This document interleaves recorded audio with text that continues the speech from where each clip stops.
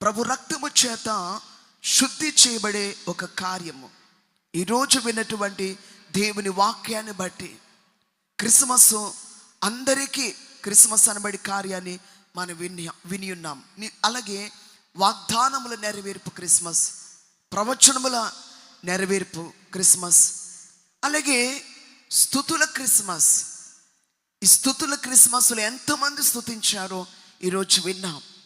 అటువంటి స్తుతి మనం చేయగలుగుతున్నామా? దేవుణ్ణి మహిమపరిచే జీవితం మనలో ఉన్నదా? ఈవేళ దేవుని స్తుతించడము కాదు, దేవుని మనం మహిమపరచాలి కూడా. ఆ మహిమపరిచే జీవితము మనకున్నదా లేదా?